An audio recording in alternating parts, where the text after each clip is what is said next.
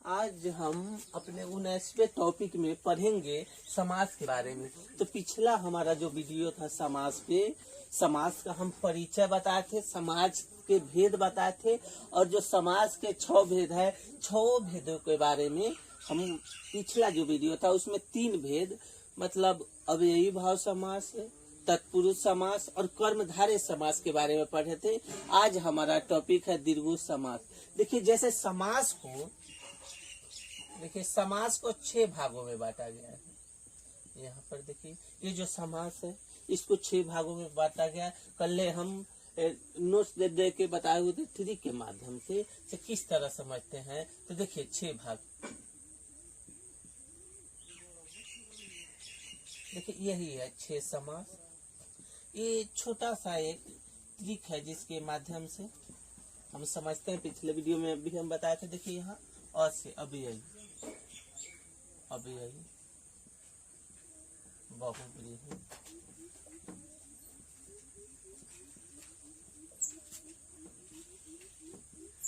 कर्मधारय,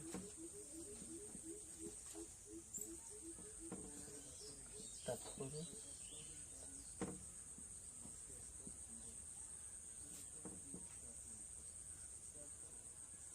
द्विगु, द्वंद्व। देखिए अब देखिए मतलब समास के जो 6 प्रकार है, ये एक आसान सा तरीका है 6 को याद करने का। अब कत दद में देखिए ये अव्ययी, बहुव्रीहि, कर्मधार, तत्पुरुष, द्विगु, द्वंद्व। तो जो हमारा पिछला वीडियो था उसमें हम अव्ययी भाव समास पढ़ लिए थे, कर्मधारय पढ़ लिए थे और तत्पुरुष पढ़ लिए थे। 3 समास हम लोग पढ़ चुके हैं। आज का जो हमारा समास है, जो बचे हुए 3 समास है, द्विगु समास, द्वंद्व समास और बहुव्रीहि समास, इसके बारे में चर्चा करेंगे। तो आइए सबसे पहले जानते हैं द्विगु समास किसे कहेंगे।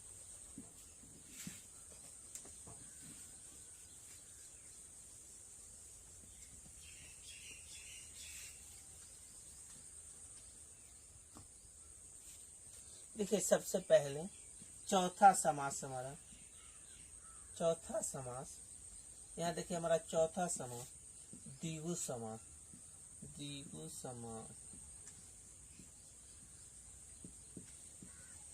देखिए द्विगु समास क्या होता है, तो जिस समास का जिस समास का पूर्व पद, जिस समास का पूर्व पद, यह पहला पद। देखिए जिस समास का पूर्व पद बोलते हैं पहले पद को, पहला पद संख्यावाचक हो, उसे हम कहते हैं द्विगु समास। इसे द्विगु समास,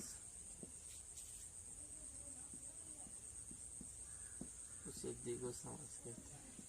देखिए द्विगु समास क्या है, तो जिस समास का पहला पद, यहाँ देखिए जिस समास का पूर्व पद अर्थात जिस समास का पहला पद संख्यावाचक हो उसे द्विगु समास कहते हैं। तो द्विगु समास में मुख्यतः क्या होता है, इसका जो पहला पद होता है वह संख्यावाचक होता है, अर्थात पहले पद से आपको संख्या का ज्ञान होगा। जैसे देखिए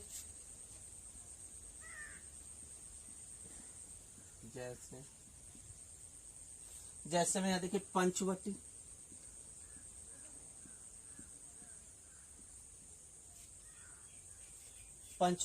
देखिए तो अर्थात 5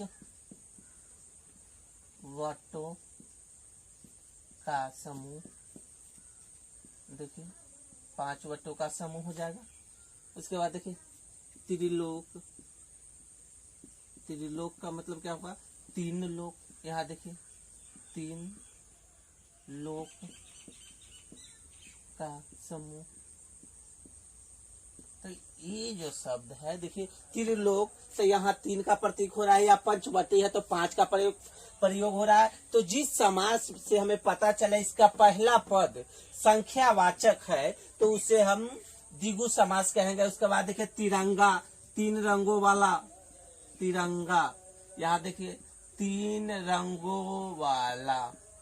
तो पहले पद से ही हमको पता चल रहा है सिर्फ संख्यावाचक है। देखिए तिरंगा, तो 3 रंगों वाला।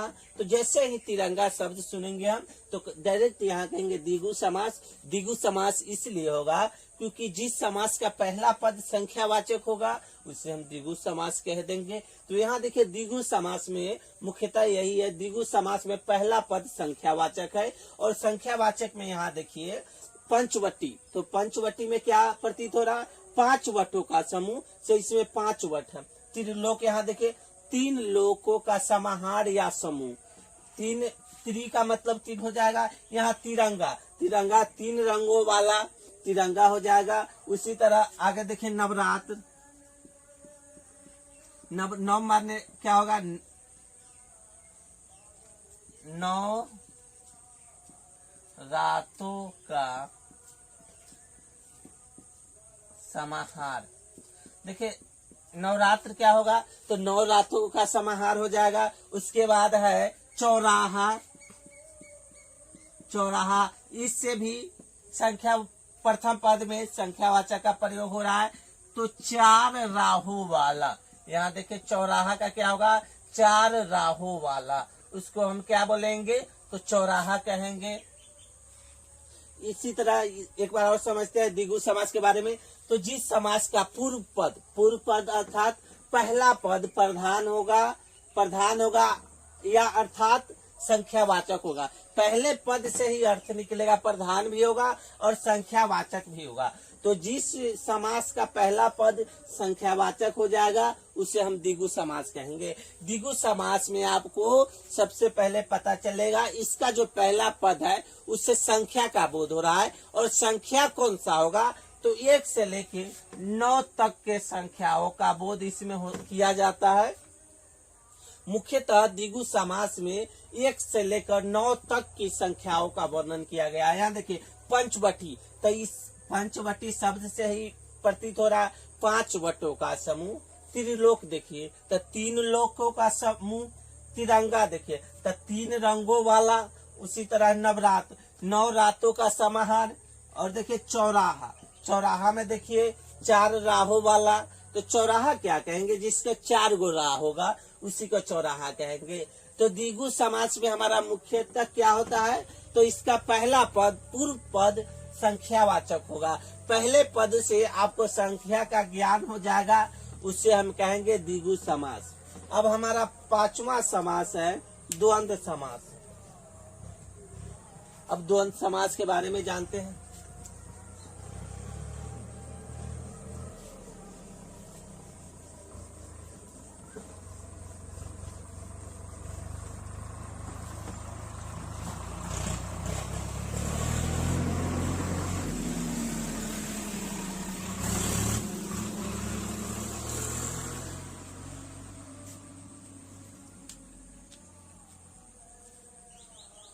अब देखिए पांचवा जो हमारा समास है द्वंद्व समास।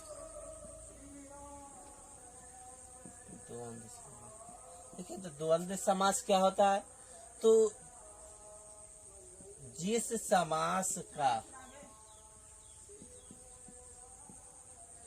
समास का दोनों पद, देखिए दोनों पद प्रधान हो, दोनों पद प्रधान हो, जिस समास का दोनों पद प्रधान हो उसे क्या कहेंगे हम? तो उसे कहेंगे द्वंद्व समास। द्वंद्व समास, देखिए जिस समास का दोनों पद प्रधान होगा उसे हम द्वंद्व समास कहते हैं। जिस समास का दोनों पद प्रधान होगा उसे द्वंद्व समास कहते हैं। लेकिन इसके अलावे कभी कभी अभी आपको देखने को मिलेगा दोनों पद के बीच में एक चिन्ह होता है, तो उस चिन्ह को हम लोग योजक चिन्ह बोलते हैं। तो यहाँ नोट देके हम लिखेंगे देखिए नोट देखे लिखेंगे, इस समास में, देखिए इस समास में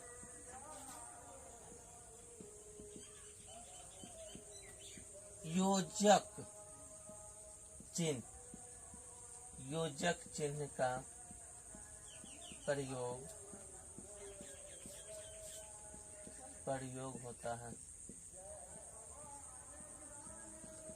देखिए ये जो द्वंद्व समास में, इस समास का मतलब यहाँ समझिएगा, द्वंद्व समास में योजक चिन्हों का प्रयोग होता है। उसके अलावा क्या होता है, विग्रह करते समय, यहाँ देखिए विग्रह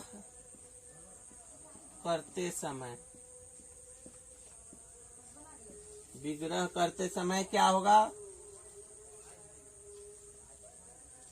और अथवा या का प्रयोग, और अथवा या का प्रयोग होता है।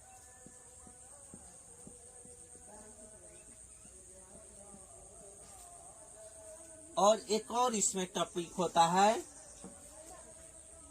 इसके देखिए इसके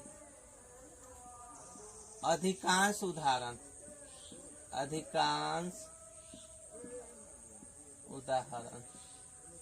इसके अधिकांश उदाहरण विलोम होते हैं। विलोम होते हैं। देखिए तो इसका जो द्वंद्व समास, तो जिस समास का दोनों पद प्रधान होगा उसे हम द्वंद्व समास कहेंगे। और उसी द्वंद्व समास में योजक चिन्ह का भी प्रयोग होता है, और विग्रह करते समय और अथवा का भी प्रयोग होता है। और सबसे महत्वपूर्ण बात, इसका जो अधिकांश उदाहरण है वो विलोम होता है। तो आइए समझते हैं दोनों पद कैसे प्रधान होगा योजक चिन्ह के बारे में, और विग्रह करते समय और अथवा का प्रयोग कैसे हो रहा है, और इसके अधिकांश उदाहरण विलोम कैसे होंगे। तो सबसे पहले उदाहरण के माध्यम से समझते हैं। यहाँ देखिए माता पिता,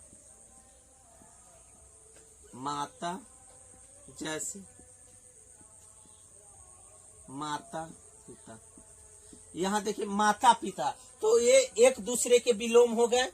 यहाँ देखिए माता पिता, तो एक दूसरे के विलोम हो गए माता पिता। उसके बाद यही चिन्ह, ये जो चिन्ह दिया हुआ है, इसी चिन्ह को योजक चिन्ह बोलते हैं। और उसके बाद देखिए, तो इसका जब हम विग्रह करेंगे तो होगा माता और पिता, माता और पिता। तो देखिए यही बताया गया है, विग्रह करते समय और का प्रयोग होगा या अथवा का प्रयोग किया जाएगा। दूसरा हमारा उदाहरण है पाप पुण्य। पाप पुण्य, तो यहाँ जो होगा विग्रह करने का जो तरीका, तो देखिए पाप होगा या पुण्य होगा।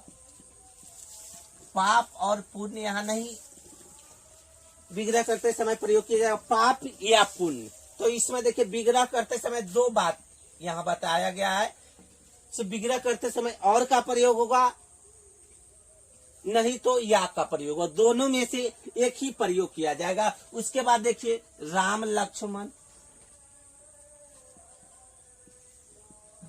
राम लक्ष्मण, तो देखिए ये जो शब्द है एक दूसरे के विलोम है। माता का विलोम पिता हो जाएगा, पाप का विलोम पुण्य हो जाएगा, और राम का विलोम लक्ष्मण। तो ये शब्द एक दूसरे के विलोम होते हैं। उसके बाद देखिए, तो ये हो जाएगा राम और लक्ष्मण, राम और लक्ष्मण।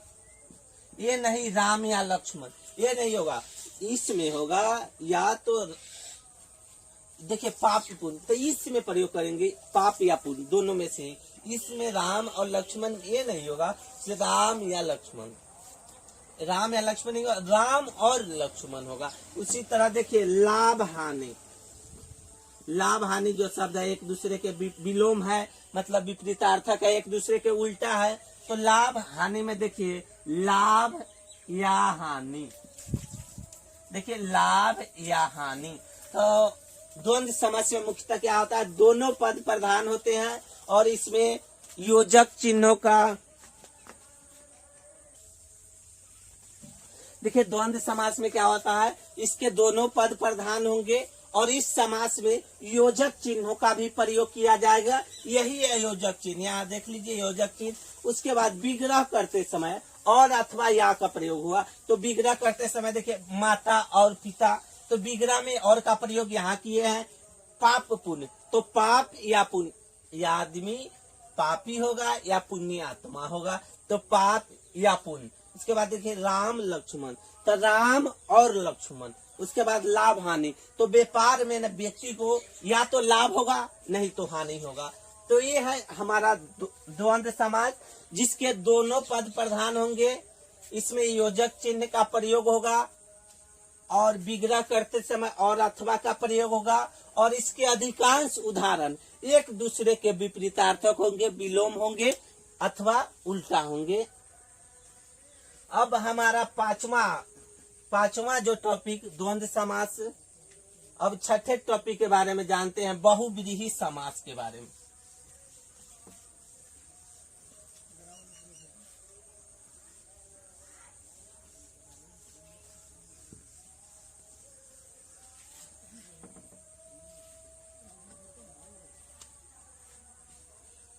अब आखिरी हमारा समास है बहुव्रीहि।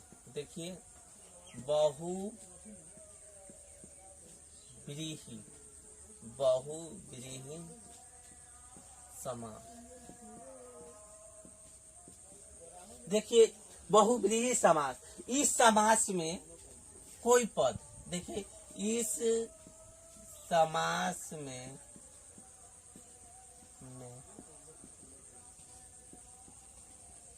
कोई पद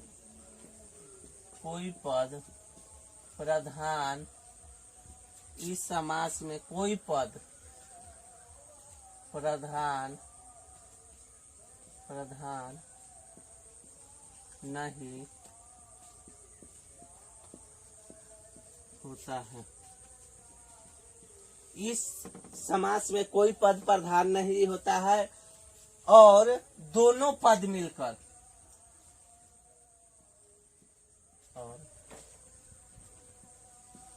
दोनों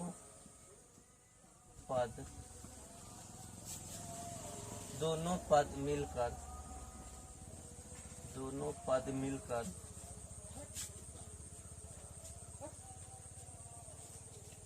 किसी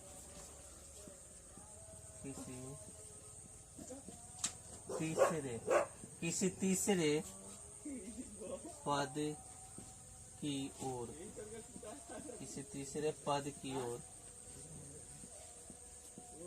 संकेत इशारा करता है।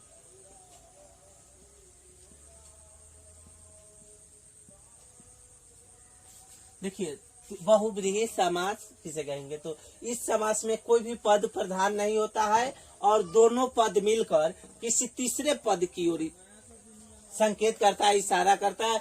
दोनों पद में कोई भी पद प्रधान नहीं होगा, वो दोनों पद मिलकर किसी तीसरे पद की ओर इंगित होगा, अर्थात किसी तीसरे पद को संकेतित करेगा, इशारा के द्वारा बताएगा। तो किसी तीसरे पद की इसमें बात हो रही है। दोनों पद में कोई पद प्रधान नहीं होता है और दोनों पद मिलकर किसी तीसरे पद की ओर संकेत करता है।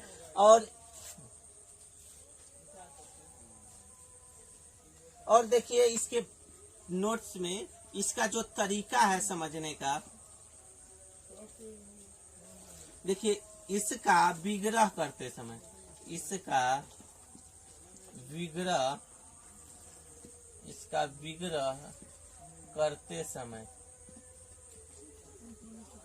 देखिए इसका विग्रह करते समय है जिसके, है जो आदि आदि शब्दों आदि आदि शब्दों का प्रयोग किया आदि शब्दों का प्रयोग किया जाता है। तो देखिए इसका जो नोट्स विग्रह करते समय आपको स्पष्ट हो जाएगा क्योंकि उसमें है जिसका है जिसके है जो आदि शब्दों का प्रयोग किया जाएगा। तो यहाँ समास छठा जो हमारा समास है इसमें मुख्यतः होगा क्या, इस समास में कोई भी पद प्रधान नहीं होता है और दोनों पद मिलकर किसी तीसरे पद की ओर संकेत करता है। और विग्रह जो कीजिएगा आप इसका, तो विग्रह करते समय आपको है जिसका है जिसके और है जो आदि शब्दों का प्रयोग किया जाएगा। जैसे देखिए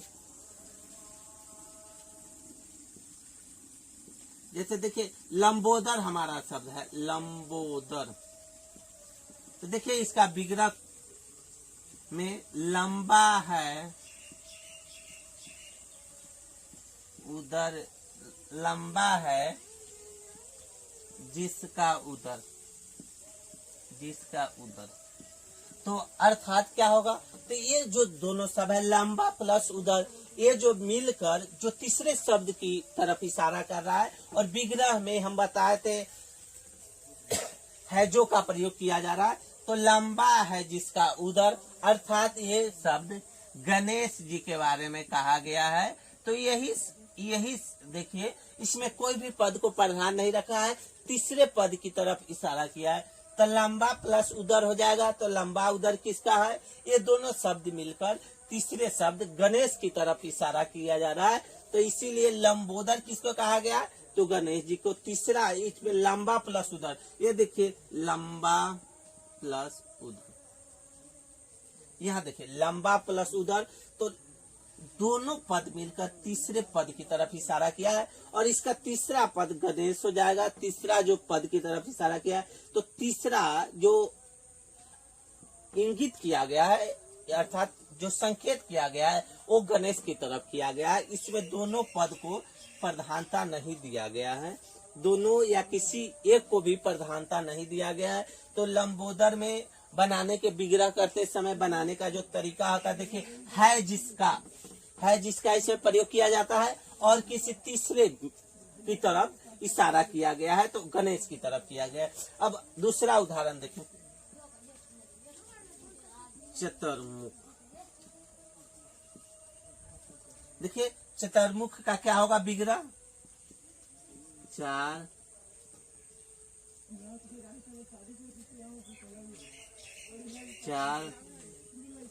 मुंह है।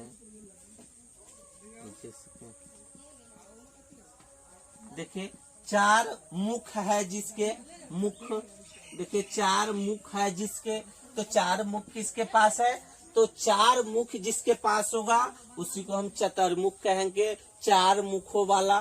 तो यही चार मुख जो पौराणिक चीजों के तरफ इशारा करता है। ये जो पद है तीसरा जो चार मुख जिसके पास है उसके तरफ इशारा किया जा रहा है। तो ये जो शब्द है विग्रह करते समय यहाँ देखिए है जिसके का प्रयोग किया गया है। तो है जिसके जो शब्द है ये चतुर्मुख, चार मुख है जिसके पास चार मुख है उसके बारे में ये बताया गया है। अब देखिए अगला उदाहरण हमारा महावीर। इसमें क्या हो जाएगा, महान है जो वीर, महान है जो वीर महान है। यहाँ देखिए है जो का प्रयोग, जो वीर महान है उसको महावीर कहेंगे। तो महावीर किसके लिए प्रयोग किया गया है, तो ये बजरंगबली हनुमान जी के लिए प्रयोग किया गया है। महावीर शब्द जो है जो हनुमान जी के लिए प्रयोग किया गया है। उसी तरह यहाँ देखिए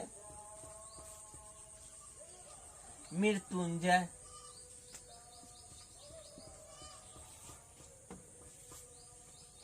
देखिए मृत्युंजय है तो मृत्यु को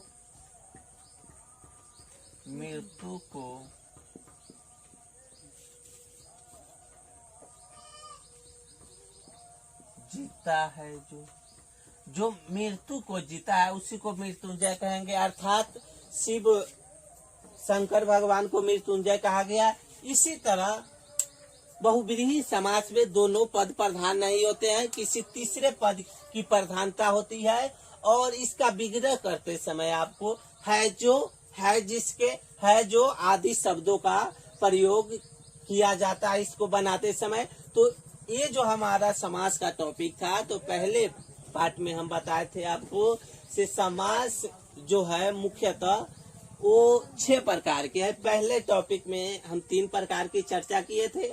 आज के टॉपिक में बचा हुआ जो आखिरी 3 प्रकार था, द्विगु, द्वंद्व, बहुव्रीहि, उसकी चर्चा हुई थी। तो ये जो हमारा समास का जो टॉपिक है ये पूर्णतः समाप्त हो गया। इसमें मुख्यतः विग्रह करने का तरीका और आपको इसके उदाहरण प्लस इसको जो परिभाषित किया है, यही तीनों समझने की मुख्यतः आवश्यकता है। आपको बनाने का तरीका समझ में आना चाहिए, परिभाषा याद होना चाहिए। उसी के आधार पे आपको पूरी की पूरी समास जो है समझ में आ जाएगी।